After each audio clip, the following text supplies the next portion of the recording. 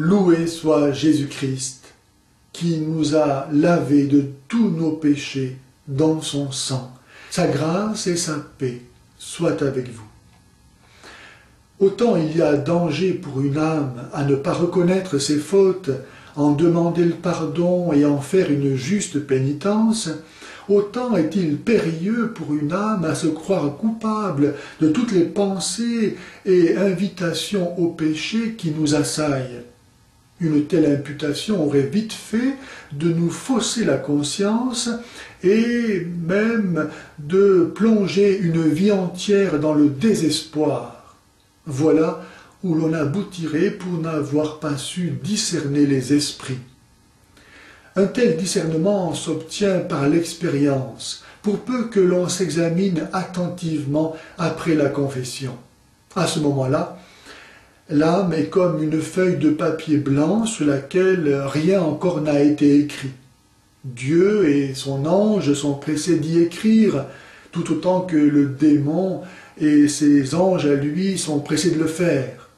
Ce qui appartient à l'âme, c'est d'en donner liberté à qui elle veut, ce qu'elle fait par le consentement. Une pensée mauvaise ou une inclination au péché que vous venez de dénoncer dans la confession, vous asseyez après celle-ci. Ce n'est pas autre chose que le discours tenu à votre âme par un démon qui est pressé d'y écrire de nouveau le même péché. Mais ce n'est pas une suggestion qui vient de votre propre esprit, car à ce moment-là, rien de pareil n'existe en votre âme. Tout y a été effacé par l'absolution. Votre âme a recouvré l'état de grâce donné au baptême. Elle est nette et pure. Le péché y a été effacé et n'y demeure plus qu'une volonté fragile mais libre, davantage inclinée au mal qu'au bien par l'habitude, mais cependant davantage capable de bien que de mal, parce que votre âme a recouvré l'état de pureté et la grâce lui a été donnée par le sacrement. Elle n'a donc rien en elle-même qui puisse l'amener à penser ou à vouloir le mal. À ce moment-là, les pensées qui se présentent à elle, bonnes ou mauvaises, ne viennent pas d'elle. Elle n'a donc rien qui puisse lui faire penser ou la porter au mal. Les pensées, bonnes ou mauvaises, qui viennent ne sont pas d'elle. Ce qui lui appartient, ce n'est que le consentement, soit au bien, soit au mal. C'est le mérite ou la malice de ce consentement qui rendent l'âme digne de récompense ou de châtiment.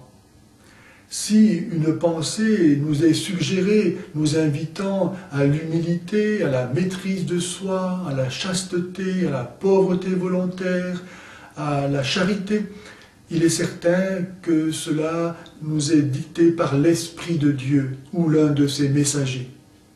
Mais si, comme nous l'avons vu, par une longue habitude de céder aux esprits mauvais, l'âme peut devenir toute charnelle, mondaine et pleine de malice, au point qu'elle remplit l'office de ces trois démons, à l'opposé. Par la pratique assidue du bien, une âme peut devenir toute spirituelle. Alors, elle résiste à l'esprit de la chair par sa chasteté, par sa dévotion. Elle triomphe de l'esprit du monde par sa pauvreté volontaire et son humilité, tandis que la paix, la tranquillité du cœur et la charité rendent l'âme si bonne qu'elle triomphe de l'esprit de colère, de violence, de malice et de méchanceté. Ainsi, les pensées de bien qui autrefois lui venaient d'ailleurs, maintenant, l'âme peut se les suggérer à elle-même à tout instant. Daigne Jésus nous accorder la grâce de consentir au bien et de résister au mal. Et pour cela, je vous invite à prier souvent les litanies de l'humilité, que je vais maintenant prier avec vous et pour vous. Seigneur, ayez pitié de moi. Ô Jésus, doux et humble de cœur, écoutez-moi. Ô Jésus, doux et humble de cœur, exaucez-moi. Du désir d'être estimé, délivrez-moi, Jésus. Du désir d'être aimé, délivrez-moi, Jésus. Du désir d'être recherché, délivrez-moi, Jésus. Du désir d'être loué, délivrez-moi, Jésus. Du désir d'être honoré, délivrez-moi, Jésus. Du désir d'être préféré, délivrez-moi, Jésus. Du désir d'être consulté, délivrez-moi, Jésus. Du désir d'être approuvé, délivrez-moi, Jésus. Du désir d'être ménagé, délivrez-moi, Jésus. De la crainte d'être humilié, délivrez-moi, Jésus. De la crainte d'être méprisé, délivrez-moi, Jésus. De la crainte d'être outragé, délivrez-moi, Jésus.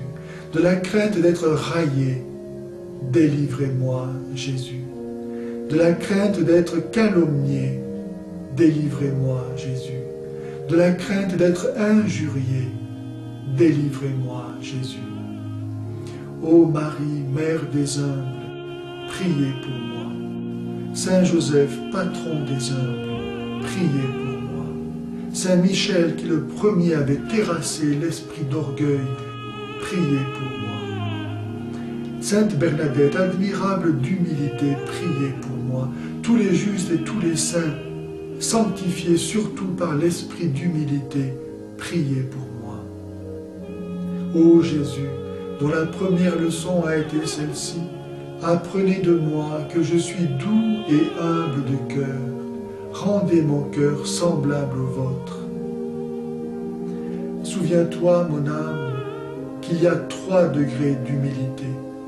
L'humble qui commence ne méprise personne. L'humble qui profite se méprise lui-même. L'humble parfait aime le mépris. C'est par son abaissement que le Seigneur nous a relevés et a terrassé l'esprit d'orgueil, l'esprit de Satan.